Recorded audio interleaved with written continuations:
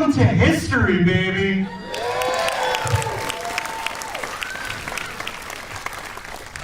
I just want to say that the collective gasp from all you cats when Adam said you were going to see a new Hatchet movie was one of the most beautiful things I've ever heard. So give it up for yourselves, really. Shocking, huh? It feels so good to be able to talk about it now. But speaking of talk about it, this was a Herculean effort, man. I don't know if you guys can appreciate just how rough it was to get that done, but also get it done without you motherfuckers finding out. Okay? And to talk a little bit more about that, please welcome back Adam Green.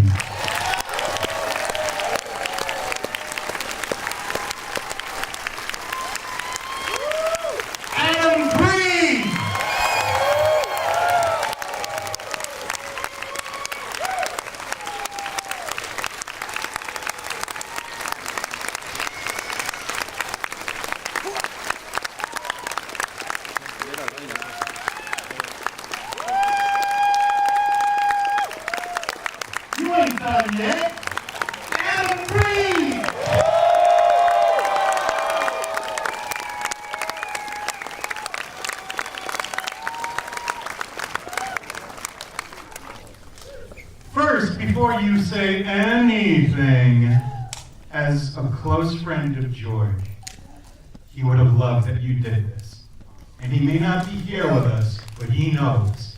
He definitely knows, and he would have loved that. Now that we got the solemn shit out of the way, I want to know about that song too, man. What was that? Oh, okay.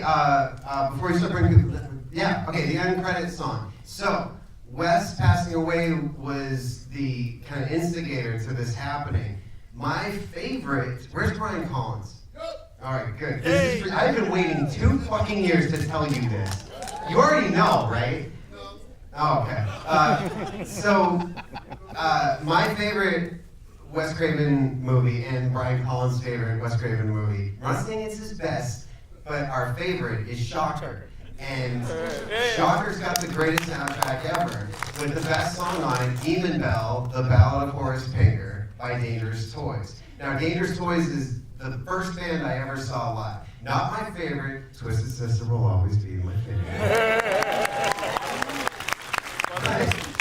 First band I ever saw live, 14 years old, Orpheum Theater, Boston. They were playing with Tor. No one even knows who they are. Wait, really? No, you're blind. And LA Gun. What? She was guilty, Phantom Right, whatever. Okay, Tor, no. So, anyway, if someone could have told me, like, then, that someday that dude would stop a show to point out that I was in the crowd. I mean, when I was 14, to me, he was a fucking god. Jason McMaster from Dangerous Toys. I know right now everyone in this room was like, who? But I thought it was the coolest shit ever. And I collect Dangerous Toys stuff. And, what? Sporting a Woody. Okay, Dean knows what's up. How's the hair? On what channel is it on? Every channel. Every channel. Okay. Anyway, point is, when I went through all the shit that I was referring to before, I heard Dangerous Toys was doing a reunion show in San Antonio, Texas. And Lynch was like, dude, just go. It would make you happy. Why not? Go. So I fly to this club. Halfway through the show, Jason's like, how many people here aren't from San Antonio? I raise my hand with a few other people, and he stops. And he's like, you're Adam Green? It was like, what? And again, I don't know what he really cares about this, but it was huge to me. And he's like, after the show, he was like, if you ever need a song, I'd love to do one. And I'm like, actually, if we could bring this full circle and do Hatchet, the Ballad of Victor Crowley, but you do it just like you did for Shocker, and that's what that was. So,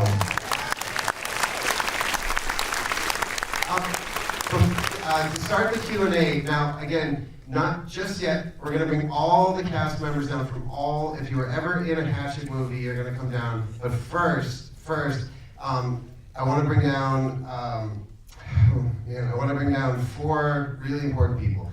Okay, that's one of them. There's 3 other producers who make these movies with me, And unfortunately, one of them can't be here tonight because he had to put his cat to sleep just a few hours ago, which is terrible. So Corey Neal could not be here. But the other producers, if you've ever watched the making of Hatchet 1, it starts with Will Barrett, Sarah Albert, and myself going down to New Orleans on a haunted swamp tour, just like you saw the kids doing this to make a mock trailer. Only we did not die. But Sarah and Will, if you guys could come down.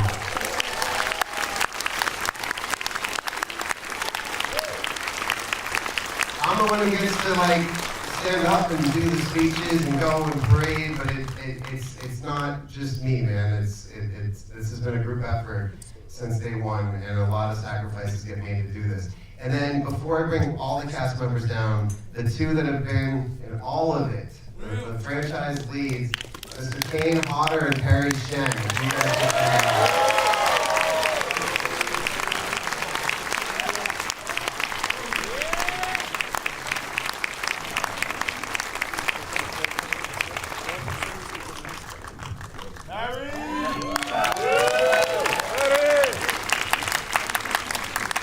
I just want to see them hug again.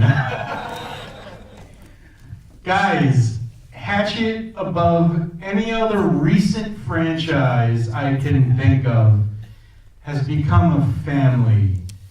And right now, I'd like to bring up the newest members of that family, the cast of Victor Crowley. Give it up!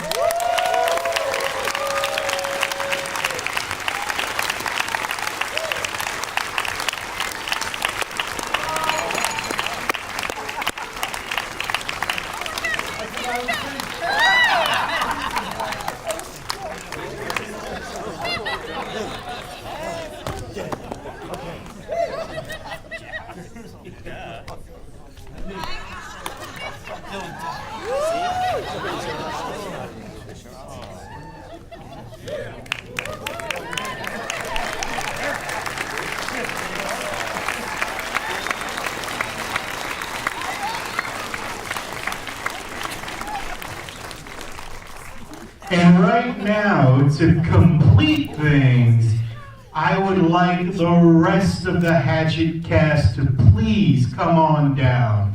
Give it up for the cast of Hatchet, Hatchet 2, and Hatchet 3.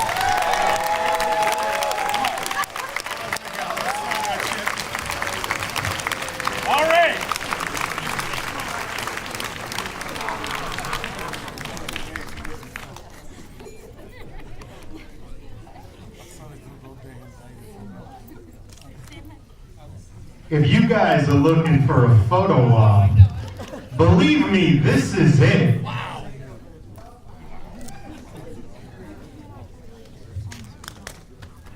Please take pictures of this. This might never happen again.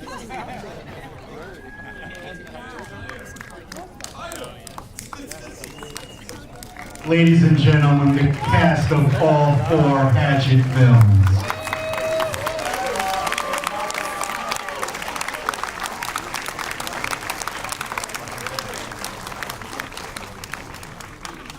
So, you want to take pictures? Do it now. Don't worry, not everyone is going to speak. We're going to get you out of here. We're going to be here till 3 fucking a.m. No, we won't. Here's you motherfucker. We're going to go party.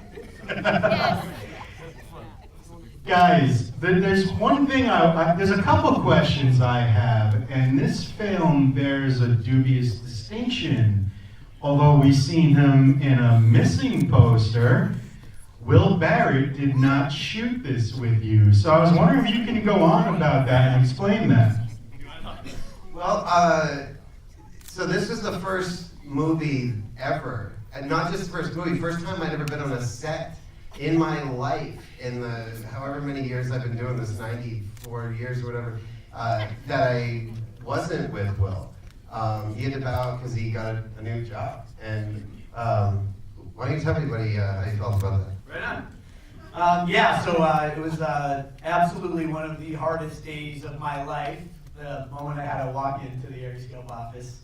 And we had a meeting about the movie because we were fine for a while, but then the movie pushed, and then it pushed again for another 2 weeks, then it pushed again for another 2 weeks, And at that point, my new job was just like, yeah, no, it's not going to happen. We can't do it.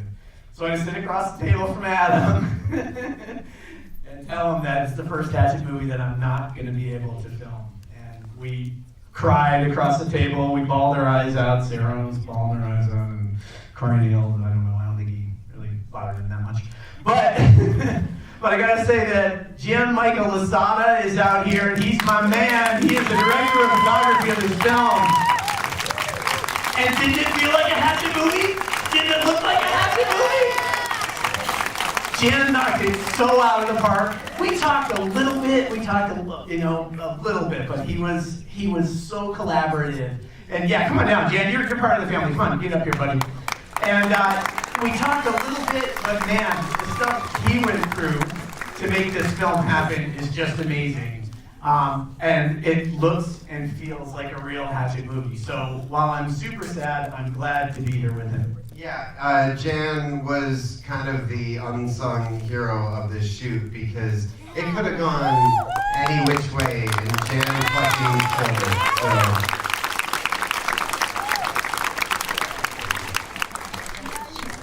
Oh shit! Wow, very nice.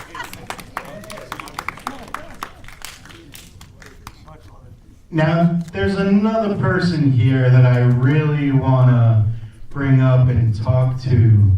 Make no mistake, nobody here and nobody out there would be here without Sarah.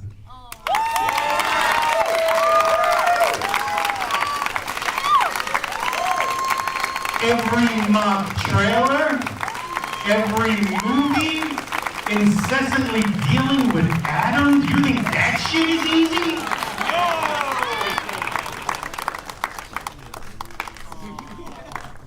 None of us would be here without you.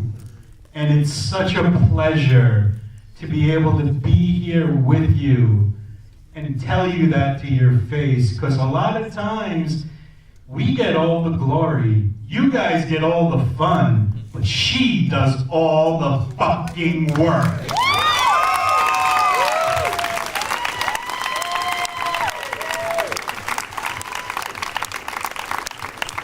You are the goddess of all that is gory, baby.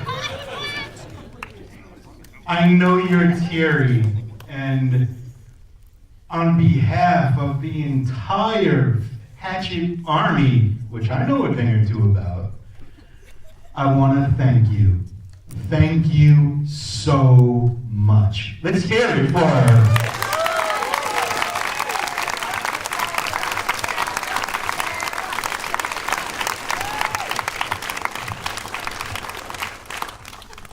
Sarah, what's it like dealing with these maniacs, and why do you keep doing it, man? That was amazing. Thank you. I don't know what to say. I don't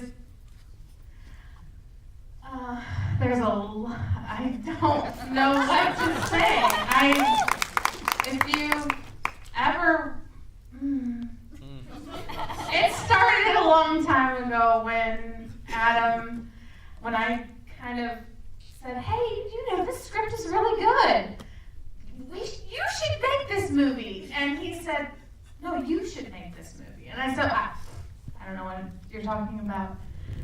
But then we made the teaser trailer, and we just kept collecting people to become part of this amazing, what comes after a trilogy? Quadrilogy. We just invented it.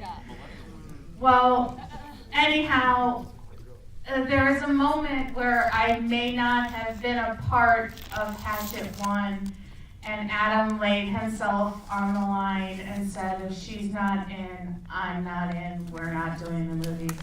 That's why I do everything I can for this and believe in it so much and love it. And I love you, Adam, and thank you for taking me on your roller coaster ride. And thank all of you.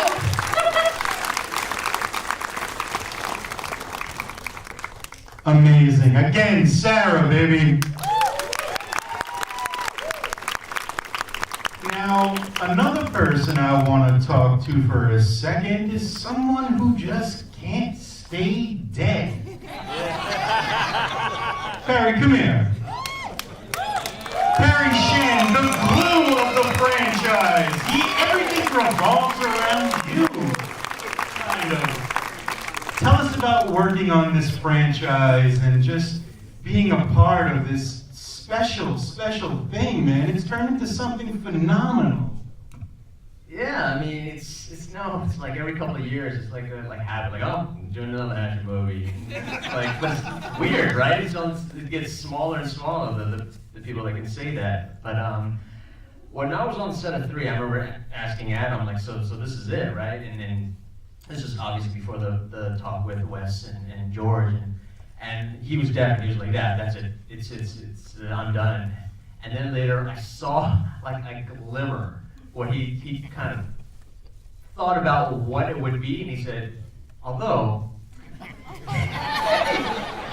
if there was a 4th movie, it'd probably be about you. So I was like, well, okay, because I'm the only one alive. So and then later he called me, 2 years ago. He says, hey, I got a little private meeting. First you gotta sign this NDA. I was like, okay, what's this about? And yeah, so it's kind of trippy that it seems like I say that every one of these movies is a very different experience. Like in high school, like the first one we're just kind of having fun, just loose, and not really knowing what we're doing. And then it's just like my senior year, so it's kind of cool. Barry Shan. Who, if you know there's going to be a next one, he's probably going to get blamed for all these shit. So there's that, right? And now, the man of the hour, one of my dear friends, and he's just incomparable. Kane, come on up. Kane Hodder, baby!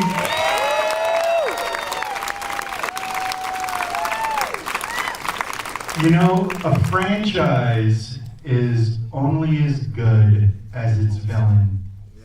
And you've managed to bring such a ferocity and life to this role. And I know you thought it was over just like everyone else, but then magic happened. A higher power intervened, and here you are again, man. Let's talk about Victor Crowley and what it means to you and what you know it means to them. And this is actually the closest I've ever been to you without you fucking choking me. So I'm really happy about that. But yes, let's talk about Victor Crowley. Well, everyone knows what this character has meant to me. I loved playing the Jason character for as long as I did, and unceremoniously replaced, and didn't get the opportunity to continue. No, it wasn't by Derek, it was by someone else. Derek did a great job. But yes, he did. And he did a great job in Hatchet 3. I mean, Hatchet, what was it, 2 or 3? Now I can't remember. 3, yes. Of course, so that face-off scene was amazing. But anyway, the character regenerated my horror career playing this character. And when Adam told me about this one, I said, okay, we've done 3. Please just tell me I get to fucking kill Barry Shan. And he said, well, and I said, I knew it. Fucking knew it. The one guy I really want to kill, and I just can't do it. Maybe one day, who knows, but the films have been so much fun. The character is amazing. The cast that I've been able to work with myself, unbelievable talent in a budget that doesn't dictate having talent like this. So we've been very fortunate, and I feel very fortunate to have played the character. So thanks for the support. Mr. Kane Hodder. Okay, so now what we want to know is any of you have questions? You, sir. First off, holy fucking fuck, that was amazing. Yeah. Thank you. Awesome surprise. Second, Kane, I heard on the podcast that every movie you do, there is one person that gets a surprise in their trailer. Who was it in this movie? Oh, we didn't talk.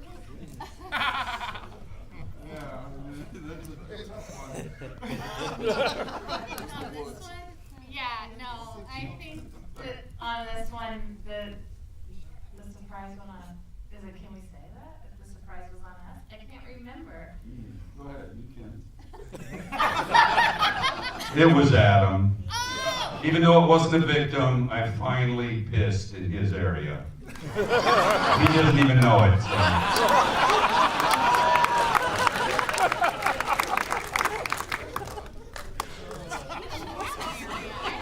I'm gonna take him outside and make jokes. Everyone else? Anyone else? Raise your hand so I can see you right there. Good question. When do you expect the release and what kind of release is it getting? Okay, so here's the cool thing. Starting this Saturday, it plays London, and then I think either tomorrow or the next day, the full tour list should be out. It was supposed to be out right when this announcement happened, but obviously they can't do it until every single little thing is in stone. But it's going to be a lot of cities across America, October through Thanksgiving. And then the release, which will be some sort of theatrical, most likely, like don't quote me on this because I haven't seen it in writing yet, but some sort of theatrical and VOD and DVD and Blu-ray and all that stuff. Personally, like by Christmas. So it's gonna happen really fast. Like we announced it tonight, it's gonna tour and do cities and then boom, it's out. So what we wanted to do was avoid a year of announcements and set visits and 20 teaser trailers and like we just wanted to be like, here, see it, but this exists now and here we go. So one thing we are gonna do though, that we did with Marrow, it helps avoid the piracy and the bullshit. The only copy of this movie that exists is in my hands. And so no press screeners, no anything, they don't exist. So if you want to see it, you come to the theater. That's how you see it. I am sick of these entitled motherfuckers doing the work that we do because they don't think it's worth anything. So we did it with Marrow. It's gonna work for this. Anybody from the press who wants to come and review it and say mean things or whatever, we'll buy them a ticket for the theater. They can come see it, but nobody gets a screener. And once it comes out, unfortunately, the moment it hits VOD, DVD, Blu-ray, it's gone. So I would love to put that off forever. I'd love to tour with this for 15 years. And people get so mad about it, by the way, with Marrow. I can't believe, tweeting to me, I can't believe I can't find a fucking link to your movie to steal. Sorry, go fuck yourself. But that's the plan right now, is by end of year, it should be out. But again, I'm not the distributor, so what do I know? Next, right there. What was the best and worst day on set? Best and worst day. I'll let somebody else answer the best day one if somebody knows. And also, let's answer the best day from the first one and the best day from this one, if you guys can start thinking. The worst day on this one, so as you saw, most of the movie takes place on a plane. The plane was a huge deal to build that thing, and it was like the shell of an actual plane and all. Anyway, we shot the first 2 days on a soundstage. That was when things were good on the plane, up through the crash. That crash, there were 46 different people who all had a job to do it as a oneer like that without, cutting. And it was hard to pull off. And I'm really happy with how it turned out. When you can't compete with a $200 million movie plane crash, you have to think of it a different way. So my idea was to show it from the point of view of somebody sitting there. Like, what would it feel like if you went down in a small plane like that? You could only see what you would be able to see. And judging by the response, it seemed like it worked. So then we moved the plane to the ranch. It's called Santa Ranch, right near Sable Ranch. where we shot the first one, literally 10 minutes away. And they put the plane in the water, and we had a very, very tight shoot for this. There was no time to fuck around. And our, it was the key grip, I think, or the gaffer, who stepped on it right as the cast is finished with makeup and ready to shoot, and the fucking floor falls out of it into the swamp. Done shooting the race. And the next day, several people came with masks and snorkels and had to dive under to try to build the floor back up so there was a floor that the cast could safely stand on, which it was actually never safe, and they could have died at any. Guys, cover your ears. I'm surprised they're still fucking alive. Like, it was the most dangerous. I'm just kidding. It was totally safe. It wasn't safe at all. Who's got the best memory from the first one? Oh, of course, Joel. Come here. Hi guys, that was fun, huh? Yeah! That was fucking cool. That's the way to do a fourth movie right there. Congrats. Adam's one of my best friends. I'm one of his biggest fans. Look at this family right here. He's done a very good job. This does not happen in our industry. This is really fucking cool, dude. Congratulations. You should feel good about yourself. There's a lot of really fun. We were all young. We didn't know what we were doing on the first one. We had like $7, and Adam was like, "You get 50 cents. You get a quarter." And so all we had to do was just fuck around with each other. And I remember first of all, he threw up in my mouth. Oh yeah. And that was awesome. And then I threw up on camera. That was awesome. But the best moment, I think, was when we scared the living shit out of Mercedes McNabb. Is she here? I heard she was here. Is she here, Adam? She was. She was. She's out. She don't want to hear the story. That's why. We were doing these little like we were recording these little pieces, right? And at one point, we knew that we wanted to get Mercedes, so Kane didn't talk to us normally. In the first one, he didn't. I don't know how he dealt with you guys, but he did not talk to us. He was separate from us. He wanted to sort of keep the lore and keep the idea and keep it reverent. And so we finally talked you in. It was like a couple weeks into it. We talked him into hiding in Mercedes' trailer's shower, and then we told her that we were going to do something inside. I can't remember exactly. We have a video. Go find us online or look at it. It's on Aeroscope probably. And we get her in the trailer somehow and scare the living shit out of her. And I don't know, I can't even remember the end of the story, but that moment right there was the defining moment where we pulled Kane out of his sort of behind the mask, as you would say, and just to scare the shit out of Mercedes. So. And I'm so glad to see Tamara here. Look at this. Everybody give Tamara a round of applause. I haven't seen her in like 10 years. This is awesome. Now, Chase, from Victor Crowley, your death was pretty brutal. So I was wondering if you can talk a little bit about it, because I understand you have a hell of a story. Oh, about that? Yeah. Oh, well, we had a great time. It wasn't scary at all. Yeah, that was the first big death thing I've had in something. That was sweet. It was intense. It was a lot to watch, and I'm gonna mourn myself for the rest of my life. But I'm just surreal to be here, kind of, because I watched Hatchet for the first time when I was 15 or 16 at my parents' house when I first started smoking weed, and then I think I played Enter the Matrix on PS2 afterwards. So I feel very things have really come full circle.